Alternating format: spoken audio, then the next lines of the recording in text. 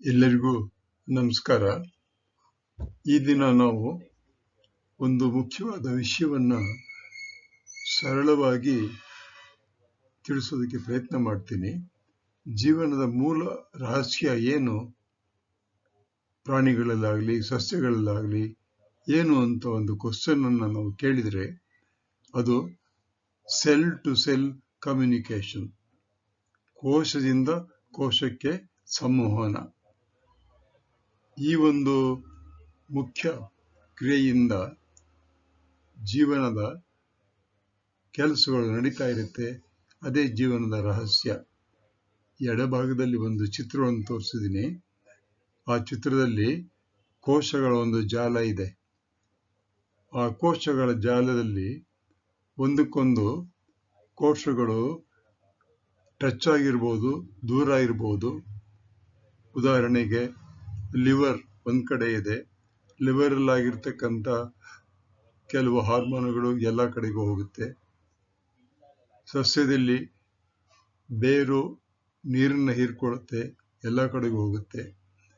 ಯಾವ ಕೋಶಗಳು ಏನ್ ಬೇಕು ಅನ್ನೋದನ್ನ ಹೇಗೆ ಡಿಸೈಡ್ ಆಗುತ್ತೆ ಅನ್ನೋದು ಕೋಶದಿಂದ ಕೋಶಕ್ಕೆ ಸಂವಹನ ಆಗ್ತಾ ಇರುತ್ತೆ. ಜೀವನದ ಮೂಲ ರಹಸ್ಯ ಜೀವಕೋಶಗಳ ಸಂವಹನ, ಕಮ್ಯುನಿಕೇಶನ್ ಅಂತ ಹೇಳ್ತಾರೆ. ಮೆದುಳು ಇಲ್ಲದಿದ್ದರೂ ಸಹಿತ ಕೋಶಗಳಲ್ಲಿ, ಪ್ರಾಣಿಗಳಲ್ಲಾಗ್ಬೋದು ಸಸ್ಯಗಳಲ್ಲಾಗ್ಬೋದು, ಹೇಗೆ ಅವು ನಿರ್ಧಾರವನ್ನು ತೆಗೆದುಕೊಳ್ಳುತ್ತೆ. ಮೆದುಳು ಇಲ್ಲದಿದ್ದರೂ ಸಸ್ಯಗಳು ಹೇಗೆ ಪರಸ್ಪರ ಸಂಪರ್ಕ ಸಾಧಿಸುತ್ತವೆ. ಈ ರೀತಿ ಪ್ರಶ್ನೆಗಳು ಬೇಕಾದಷ್ಟು ಬರುತ್ತೆ. ಜೀವಕೋಶಗಳು ಮೆದುಳು ಇಲ್ಲದೆ ಹೇಗೆ ಒಟ್ಟಾಗಿ ಕೆಲಸ ಮಾಡುತ್ತವೆ. ರಾಸಾಯನಿಕಗಳು, ಸೂಕ್ಷ್ಮನಾಳಗಳು, ವಿದ್ಯುತ್ ಸಂಕೇತಗಳು ಕೋಶಗಳಲ್ಲಿ ಉತ್ಪತ್ತಿಯಾಗಿ ಅತ್ಯಂತ ಜಾಣ್ಮೆಯಿಂದ ಸಂವಹನ ನಡೆಸುತ್ತೆ. ಇದು ಅತ್ಯಂತ ಆಶ್ಚರ್ಯ. ಇದನ್ನ ನೀವು ವಿದ್ಯಾರ್ಥಿಗಳು ಹೈಸ್ಕೂಲ್ನಲ್ಲೇ ಇದರ ಬಗ್ಗೆ ತಿಳ್ಕೊಳ್ಳೋಕೆ ಪ್ರಯತ್ನ ಪಟ್ಟರೆ ಮುಂದೆ ನೀವು ವಿಜ್ಞಾನಿಗಳಾಗ್ಬೋದು, ಅನೇಕ ಹೊಸ ವಿಚಾರಗಳನ್ನು ಕಂಡುಹಿಡ್ಕೋಬಹುದು. ಪ್ರಕೃತಿಯ ಮೂಲ ಯೋಜನೆ ಏನು ಅಂದ್ರೆ ಜೀವಕೋಶಗಳ ಸಂವಹನ. ಅದನ್ನ ಸಿ ಟು ಸಿ ಕಮ್ಯುನಿಕೇಶನ್ ಅಂತ ಕರೀತಾರೆ. ವಿಜ್ಞಾನಿಗಳು ಅದನ್ನ CCC ಅಂತ ಹೇಳ್ತಾರೆ. CCC ಅಂತ ಒಂದು ಅಬ್ರಿವಿಯೇಷನ್ ನೀವು ನೋಡಿದ್ರೆ ವಿಜ್ಞಾನದಲ್ಲಿ ಅದು ಸೆಲ್ ಟು ಸೆಲ್ ಕಮ್ಯುನಿಕೇಶನ್ ಅಂತ.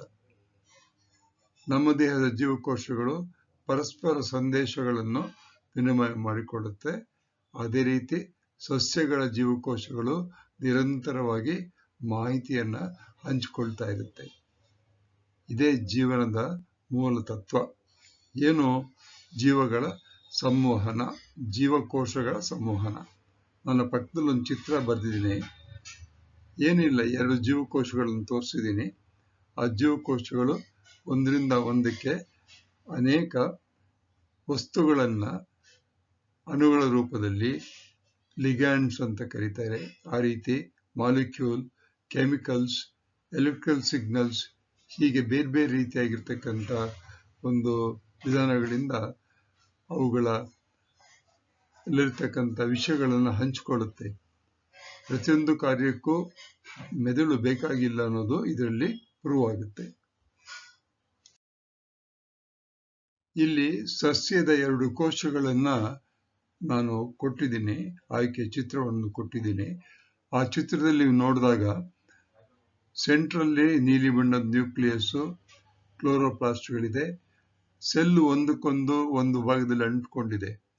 ಆಗ ನೋಡಿ, ಅಲ್ಲಿ ಹಳದಿ ಬಣ್ಣದ ಸಣ್ಣ ಸಣ್ಣ ಗುಳ್ಳೆಗಳ ತರ ಬರೆದಿದೀವಲ್ಲ, ಅದು ಒಂದರಿಂದ ಒಂದಕ್ಕೆ ಹೋಗ್ತಾ ಇದೆ. ಅಂದ್ರೆ ಇದೇ ಸಂವಹನ. ಇದು ಚಿತ್ರದ ಮೂಲಕ ತೋರಿಸಿರ್ತಕ್ಕಂಥದ್ದು. ಅಂದ್ರೆ ಸಸ್ಯಗಳ ಸಂದೇಶಗಳನ್ನು ಹೇಗೆ ಕಳಿಸುತ್ತವೆ ಅಂತ ನಾವು ಓದಿದ್ರೆ, ರಿಸರ್ಚ್ ಪೇಪರ್ಗಳು ನೋಡಿದ್ರೆ ಗೊತ್ತಾಗುತ್ತೆ. ಸಸ್ಯಗಳು ಹಾರ್ಮೋನ್ಗಳ ಮೂಲಕ ಕಳಿಸುತ್ತೆ. ಸಸ್ಯಗಳಲ್ಲಿ ಸೈಟೋಕೈನಿನ್ಸ್, ಗಿಬ್ಬರ್ಲಿನ್ಸ್, ಆಕ್ಸಿನ್ಸ್ ಅಂತ ಹಾರ್ಮೋನ್ಗಳಿವೆ. ಅವುಗಳ ಮೂಲಕ ಹೋಗುತ್ತೆ. ಸೈಟೋಕೈನಿನ್ಸ್ ಹೋದ್ರೆ ಸೆಲ್ಗಳು ಡಿವಿಷನ್ ಆಗುತ್ತೆ. ಮತ್ತೆ ಗಿಬ್ಬರ್ಲಿನ್ ಅಂತಕ್ಕಂಥದ್ದು ಹೋದರೆ ಸೆಲ್ಗಳು ಉದ್ದ ಆಗುತ್ತೆ. ಹೀಗೆ ಬೇರೆ ಬೇರೆ ರೀತಿಯಾಗಿರ್ತಕ್ಕಂಥ ಕಾರ್ಯಗಳು ನಡೆಯುತ್ತೆ. ವಿದ್ಯುತ್ ಸಂಕೇತಗಳು ಸಹಿತ ಸಸ್ಯಗಳಲ್ಲಾಗುತ್ತೆ. ನೀರು ಮತ್ತು ಪೋಷಕಾಂಶಗಳು ಸಾಗಿಸುವ ನಾಳಗಳ ಮೂಲಕ ಅಂದರೆ ಫ್ಲೋಯಂ ಮೂಲಕ ಎಲ್ಲ ರೀತಿಯ ಸಂಕೇತಗಳು ಎಲ್ಲವೂ ಸಹಿತ ಒಂದರಿಂದ ಒಂದಕ್ಕೆ ಕಮ್ಯುನಿಕೇಶನ್ ಆಗ್ತಾ ಇರುತ್ತೆ, ಸಂವಹನ ಆಗ್ತಾ ಇರುತ್ತೆ. ಆದ್ರಿಂದ ಇಡೀ ಸಸ್ಯ ಒಂದು ತಂಡದಂತೆ ಕೆಲಸ ಮಾಡುತ್ತೆ. ನಮ್ಮ ದೇಹ ಹೇಗೆ ಆರ್ಗನ್ಸ್ ಎಲ್ಲ ಒಟ್ಟಿಗೆ ಕೆಲಸ ಮಾಡುತ್ತೋ ಹಾಗೆ ಸಸ್ಯಗಳಲ್ಲೂ ಸಹಿತ ಎಲ್ಲ ಭಾಗಗಳಲ್ಲೂ ಒಂದೇ ರೀತಿಯಾಗಿ ಒಂದೇ ಒಂದು ಉದ್ದೇಶ. ಆ ಉದ್ದೇಶ ಏನಪ್ಪಾ ಅಂದ್ರೆ ಸಂವಹನ ಮಾಡ್ತಕ್ಕಂಥದ್ದು. ಅದನ್ನ ಎಲ್ಲಾ ಸಸ್ಯಗಳಲ್ಲೂ ಎಲ್ಲಾ ಕೋಶಗಳಲ್ಲೂ ನಡೀತಾ ಇರುತ್ತೆ. ಇಲ್ಲಿ ಕೆಳಗಡೆ ಸಹಿತ 2 ಚಿತ್ರ ತೋರಿಸಿದ್ದೀನಿ. ಆ ಚಿತ್ರದಲ್ಲಿ ನೀವು ನೋಡಿದ್ರೆ ಏನ್ ತೋರಿಸ್ತಾ ಇದೆ ಅಂತಂದ್ರೆ ಕೋಶದ ಒಳಭಾಗದಲ್ಲಿ 2 ಕೋಶಗಳು ಸೇರಿದ ಕಡೆ ಅವುಗಳು ಒಂದು ರೀತಿಯಾಗಿ ಮಾತನಾಡ್ತಾ ಇರುತ್ತೆ ಅಂತ ಹೇಳ್ಬೋದು. ಯಾವ ರೀತಿ ಮಾತನಾಡುತ್ತೆ? ಬಾಯಿ ಇಲ್ಲ, ನರಗಳಿಲ್ಲ, ನಾಲಿಗೆ ಇಲ್ಲ. ಆದರೆ ಅವು ಹೇಗೆ ಮಾತನಾಡುತ್ತೆ ಅಂತಂದ್ರೆ ರಾಸಾಯನಿಕ ಸಂದೇಶಗಳು, ವಿದ್ಯುತ್ ಸಂಕೇತಗಳು, ಸೂಕ್ಷ್ಮ ಸಂಪರ್ಕಗಳ ನಡುವೆ ಮತ್ತೆ ಗಾಳಿಯ ಮೂಲಕ ಕೆಲವು ಸಾರಿ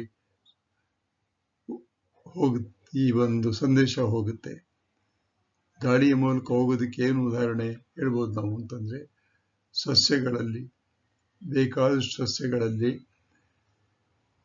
ಎಲೆಗಳು ಒಣಗೋದಕ್ಕೆ ಶುರುವಾದಾಗ ಗಾಳಿಯ ಮೂಲಕ ಬೇರೆ ಸಸ್ಯಗಳ ಸಂಕೇತ ಹೋಗುತ್ತಂತೆ. Electrical signals. ಪ್ಲಾಸ್ಮೋಡೆಸ್ಮಾಟಾ ಇವು ಸೂಕ್ಷ್ಮ ಚಾನಲ್ಗಳು, ವಿದ್ಯುತ್ ಸಂಕೇತಗಳು, ಕ್ರಿಯಾ ಅಂದ್ರೆ ಆಕ್ಷನ್ ಪೊಟೆನ್ಷಿಯಲ್, ಇವೆಲ್ಲ ಅಂದ್ರೆ ಬೇರೆ ಬೇರೆ ರೀತಿಯಾಗಿ ಸಂವಹನ ವಿಷಯಗಳನ್ನ ಹಂಚಿಕೊಳ್ಳುತ್ತೆ ಕೋಶಗಳು. ಅದನ್ನ ಹೇಗೆ ಹೇಳ್ಬೇಕು ಅಂತ ಚಿಕ್ಕ ಮಕ್ಕಳಿಗೆ ಕಷ್ಟವಾಗುತ್ತೆ. ನೀವು ಇಷ್ಟನ್ನು ತಿಳ್ಕೋಬಹುದು, ಸಸ್ಯಗಳಲ್ಲಿ ಅಥವಾ ಪ್ರಾಣಿಗಳ ಕೋಶಗಳಲ್ಲಿ ಆಗಿಂದಾಗ್ಗೆ ಪ್ರತಿ ಕ್ಷಣದಲ್ಲೂ ಸಹಿತ ಬದಲಾವಣೆ ಆಗ್ತಾ ಇರುತ್ತಲ್ಲ, ಆ ಒಂದು ವಿಷಯವನ್ನ ಅವು ಹಂಚಿಕೊಳ್ಳೋದಕ್ಕೆ ಮುಖ್ಯವಾಗಿ ವಿದ್ಯುತ್ ಸಂಕೇತಗಳನ್ನು ಉತ್ಪತ್ತಿ ಮಾಡುತ್ತೆ. ರಾಸಾಯನಿಕ ವಸ್ತುಗಳಿರುತ್ತೆ, ಬೇರೆ ಬೇರೆ ರೀತಿಯಾದ ಸ್ಪೆಷಲ್ ಮಾಲಿಕ್ಯೂಲ್ಸ್ ಇರುತ್ತೆ, ಅವುಗಳನ್ನೆಲ್ಲ ಹಂಚಿಕೊಳ್ಳುತ್ತೆ.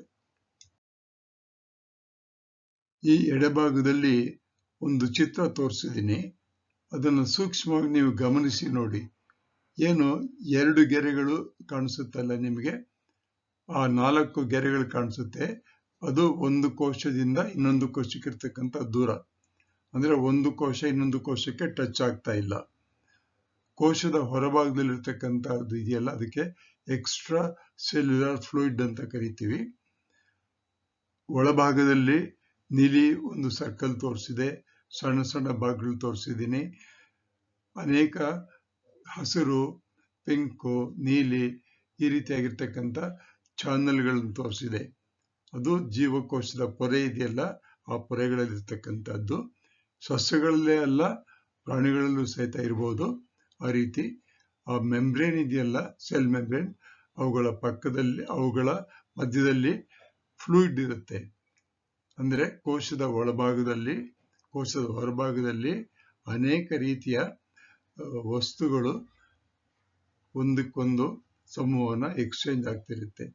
ಅಂತರ್ಜೀವಕೋಶೀಯ ಸಿಗ್ನಲಿಂಗ್ ಅಂತ ಕರೀತಾರೆ ಅದಕ್ಕೆ.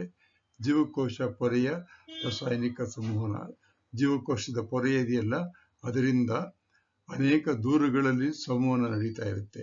ಅಂದ್ರೆ ಜೀವಕೋಶ ಎಲ್ಲೋ ಇರುತ್ತೆ, ಇನ್ನೊಂದು ಜೀವಕೋಶ ಇನ್ನೆಲ್ಲೋ ಇರುತ್ತೆ.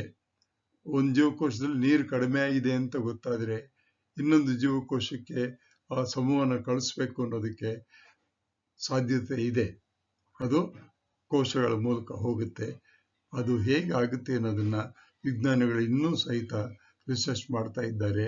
ನೀವು ಬೇಕಾದ್ರೆ ನೇಚರ್ ಅಂತಕ್ಕಂಥ ಒಂದು ಮ್ಯಾಗಝೈನ್ ಅಲ್ಲಿ ಅನೇಕ ಈ ರೀತಿಯಾಗಿರ್ತಕ್ಕಂಥ ರಿಸರ್ಚಿನ ಬಗ್ಗೆ ಬರೆದಿರ್ತಾರೆ. ಅದನ್ನು ಓದಿ ನೋಡ್ಬೋದು ನೀವು.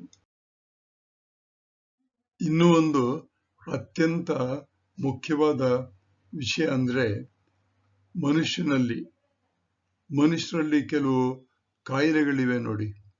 ಉದಾಹರಣೆಗೆ cancer, nervous system disease, respiratory disease, metabolic disease, cardiovascular disease, autoimmune disease, infectious disease, developmental disorders, ಇವೆಲ್ಲವೂ ಸಹಿತ ಆಗ್ತಾ ಇರುತ್ತೆ. ಈ ಕ್ಯಾನ್ಸರ್ ಒಂದು ಸೆಲ್ ಅಲ್ಲಾದ್ರೆ ಇನ್ನೊಂದು ಸೆಲ್ಗೆ ಹೇಗೆ ಹೋಗುತ್ತೆ? ಅದು ವೈರಸ್ ಮೂಲಕ ಹೋಗಲ್ಲ ಅಂತ ಹೇಳ್ತಾರೆ. ಮತ್ತೆ ಹೇಗೆ ಹೋಗುತ್ತೆ ಅಂದ್ರೆ ಎಲೆಕ್ಟ್ರಿಕಲ್ ಸಿಗ್ನಲ್ಸ್ ಉತ್ಪತ್ತಿ ಆಗುತ್ತೆ, ರಾಸಾಯನಿಕಗಳು ಹೋಗುತ್ತೆ, ಬೇರೆ ಕೋಶಕ್ಕೆ ಹೇಳುತ್ತೆ ಆ ಕೋಶದಲ್ಲಿ ಡಿಸಾರ್ಡರ್ ಇದೆ ಅಂತ. ಅಂದ್ರೆ ಅಷ್ಟೊಂದು ಸೂಕ್ಷ್ಮವಾಗಿ ಕೋಶಗಳಲ್ಲಿ ಕೆಲಸ ಆಗ್ತಾ ಇರುತ್ತೆ. ಇದರ ಬಗ್ಗೆ ಹೆಚ್ಚು ಹೇಳೋದಕ್ಕೆ ನನಗೂ ಹೆಚ್ಚು ವಿಷಯ ಗೊತ್ತಿಲ್ಲ, ಆದ್ರೆ ಇಷ್ಟು ಮಾತ್ರ ಹೇಳ್ತೀನಿ. ಜೀವಕೋಶಗಳು ಕಳುಹಿಸುವ ವಿಷಯಗಳನ್ನ ಲಿಗೆಂಡ್ ಅಥವಾ ಲಿಗೆಂಡ್ ಅಂತಂದ್ರೆ ಒಂದು ರೀತಿಯಾಗಿರ್ತಕ್ಕಂಥ ಕಾಂಪ್ಲೆಕ್ಸ್ ಮಾಲಿಕ್ಯೂಲ್ಸ್, ಕಾಂಪ್ಲೆಕ್ಸ್ ಅಣುಗಳು, 2-3 ಜಾತಿಯ ಅಣುಗಳು ಸೇರ್ಕೊಂಡು ಒಂದು ಲಿಗೆಂಡ್ ಅಂತ ಆಗಿರುತ್ತೆ. ಅದು ಒಂದು ಕೋಶ ಬಿಡುತ್ತೆ, ಇನ್ನೊಂದು ಕೋಶ ಅದನ್ನ ಗ್ರಹಿಸ್ಕೊಳ್ಳುತ್ತೆ, ಒಳಗೆ ತಗೊಂಡು ಒಳಭಾಗದಲ್ಲಿ ಕೋಶದೊಳಗೆ ಪ್ರತಿಕ್ರಿಯೆ ನಡೆಸಿ ಬದಲಾವಣೆಗಳನ್ನು ಮಾಡುತ್ತೆ. ಈ ರೀತಿ ಆಗ್ತಾ ಇರುತ್ತೆ. ಈ ರೀತಿ ನೀವು ಇವನ್ನೆಲ್ಲ ಓದ್ಬೇಕು ಅಂತ ಹೇಳಿದ್ರೆ ಮುಂದೆ ನೀವು ವಿಜ್ಞಾನಿಗಳಾಗ್ಬೋದು. ಜೀವಕೋಶದ ಒಳಗೆ ಆಗ್ತಕ್ಕಂಥ ಬದಲಾವಣೆಗಳನ್ನ ಹೇಗೆ ಸಂವಹನವಾಗುತ್ತೆ ಅನ್ನೋದಕ್ಕೆ ಕೆಲವು ಸಸ್ಯಗಳಿಂದ ಉದಾಹರಣೆ ಕೊಡಬೇಕು ಅಂದ್ರೆ, ಎಲೆಯನ್ನು ಕೀಟ ತಿಂದರೆ ಇತರ ಎಲೆಗಳಿಗೆ ಎಚ್ಚರಿಕೆ ಹೋಗುತ್ತದೆ ಅಂತ ಹೇಳ್ತಾರೆ. ಬೇರುಗಳು ನೀರಿನ ಕೊರತೆ ಕಂಡು ಬಂದರೆ ಎಲೆಗಳು ನೀರಿನ ನಷ್ಟವನ್ನು ಕಡಿಮೆ ಮಾಡುತ್ತಂತೆ. ಹೂವು ಅರಳುವ ಸಮಯದಲ್ಲಿ ವಿವಿಧ ಭಾಗಗಳು ಪರಸ್ಪರ ಹೊಂದಾಣಿಕೆ ಮಾಡಿಕೊಳ್ಳುತ್ತಂತೆ. ಮಿಮೋಸಾ ಪುಡಿಕ ಅಂತ ನಿನ್ನೆ ನಾನು ಬರೆದಿದ್ದೀನಿ. ಗಿಡವನ್ನು ಮುಟ್ಟಿದರೆ ವಿದ್ಯುತ್ ಸಂಕೇತದಿಂದ ಎಲೆಗಳು ಮಡಚ್ಕೊಂಡ್ಬಿಡುತ್ತೆ. ಅಂದ್ರೆ ಇವೆಲ್ಲವೂ ಸಹಿತ ಅದ್ಭುತ ಉದಾಹರಣೆಗಳು. ಅಂದ್ರೆ ಇದಕ್ಕೆಲ್ಲ ಮೂಲ ಕಾರಣ ಏನಪ್ಪಾ ಅಂದ್ರೆ ಕೋಶದಿಂದ ಕೋಶಕ್ಕೆ ವಿಷಯಗಳು ಸಂವಹನ ಆಗ್ತಾ ಇರುತ್ತೆ. Information will be going through electrical signals from cell to cell. ಈ ಒಂದು ಸಂಕೀರ್ಣವಾದ ವಿಷಯವನ್ನ ಕಡೆ ಮಾಡೋದಕ್ಕೆ ನಾನು ಇಷ್ಟು ಮಾತ್ರ ಹೇಳ್ತೀನಿ. ಮೆದುಳು ಮಾತ್ರ ಬುದ್ಧಿವಂತಿಕೆ ಕೇಂದ್ರ ಅಲ್ಲ, ಮೆದುಳು ಒಂದೇ ಬುದ್ಧಿವಂತಿಕೆಯನ್ನ ಉಪಯೋಗಿಸುತ್ತೆ ಅಂತ ಅಲ್ಲ. ಪ್ರಕೃತಿಯ ನಿಜವಾದ ಶಕ್ತಿ ಜೀವಕೋಶಗಳು ಸಂವಹನ ಮತ್ತು ಸಹಕಾರವನ್ನು ಮಾಡಿ ಜೀವನವನ್ನ ನಡೆಸೋದಕ್ಕೆ ಅನುಕೂಲ ಮಾಡಿಕೊಡುತ್ತೆ. ಜ್ಞಾಪಕ ಇಟ್ಕೊಳ್ಳಿ, ಜೀವನದ ಭಾಷೆ ಜೀವಕೋಶಗಳ ಸಂವಹನ. ಇದು ಸರಳ ವಿಜ್ಞಾನದಲ್ಲಿ ನಾನು ನಿಮಗೆ ಹೇಳ್ತಕ್ಕಂಥ ಒಂದು ಮಾತು. ಜೀವಕೋಶಗಳು ಸಂವಹನ ಆಗದೆ ಹೋದ್ರೆ ಏನು ಕೆಲಸಗಳು ಆಗೋದಿಲ್ಲ. ಈ ಒಂದು ಚಿಕ್ಕ ವಿಡಿಯೋವನ್ನು ತಯಾರು ಮಾಡೋದಕ್ಕೆ ನಾನು ಚಿತ್ರಗಳನ್ನ ವಿಕಿಮೀಡಿಯಾ, ಕ್ರಿಯೇಟಿವ್ ಕಾಮನ್ಸ್ ಹಾಗೂ ನೇಚರ್ ರಿವ್ಯೂ ಇವುಗಳಿಂದ ತಗೊಂಡಿದ್ದೀನಿ. ಈ ಚಿತ್ರ ಕೇವಲ ಶೈಕ್ಷಣಿಕ ಉದ್ದೇಶಕ್ಕೋಸ್ಕರ ತೆಗೆದುಕೊಂಡಿದ್ದೀನಿ. ಆದ್ರಿಂದ ಈ ವಿಷಯಗಳನ್ನು ಕೊಟ್ಟವರಿಗೆ ಎಲ್ಲರಿಗೂ ಧನ್ಯವಾದಗಳು. ಅವರಿಗೆ ಸಹಿತ ಎಲ್ಲ ಹಕ್ಕುಗಳು ಸೇರಿರುತ್ತೆ, ನಮಗೆ ಯಾವ ರೀತಿಯ ಹಕ್ಕುಗಳು ಇಲ್ಲ. ಈ ವಿಷಯದಲ್ಲಿ ನಾವು ಕೇವಲ ಇದನ್ನ ಶೈಕ್ಷಣಿಕ ಉದ್ದೇಶಕ್ಕೆ ಮಾತ್ರ ಇದನ್ನು ಸಿದ್ಧಪಡಿಸಿದ್ದೀನಿ. ಅವರೆಲ್ಲರಿಗೂ ಧನ್ಯವಾದಗಳು. ಈ ಒಂದು ವಿಡಿಯೋ ತಯಾರು ಮಾಡೋದಕ್ಕೆ concept, design, voice CG Nagaraja ನಾನು ಕೊಟ್ಟಿದ್ದೀನಿ. ಸೈಂಟಿಫಿಕ್ ಗೈಡೆನ್ಸ್ ChatGPT, OpenAI ಇಂದ ತಗೊಂಡಿದ್ದೀನಿ. This video is prepared solely for educational purpose. ಯೂಟ್ಯೂಬ್ನವರು ಇದನ್ನು ಪಬ್ಲಿಷ್ ಮಾಡ್ತಾರೆ, ಅವರಿಗೆ ಧನ್ಯವಾದಗಳು. ಈ ಚಾನಲ್ ಪರೀಕ್ಷೆಗೋಸ್ಕರ ಅಲ್ಲ, ಇದು ಪ್ರಕೃತಿಯನ್ನ ಅರ್ಥ ಮಾಡಿಕೊಳ್ಳೋದಕ್ಕೋಸ್ಕರ. ನನ್ನ ಚಾನಲ್ಲು ಯೂಟ್ಯೂಬ್ನಲ್ಲಿ @ನಾಗರಾಜ ಚಿತ್ರದುರ್ಗ 1938 ಅಂತ ದಯವಿಟ್ಟು ನೋಡಿ ಮಕ್ಕಳಿಗೆ ಈ ವಿಷಯವನ್ನು ಹೇಳಿ. ಎಲ್ಲರಿಗೂ ಒಳ್ಳೆಯದಾಗಲಿ. ದೇವರು ಎಲ್ಲರಿಗೂ ಸುಖವನ್ನು ಕೊಡಲಿ. Thank you.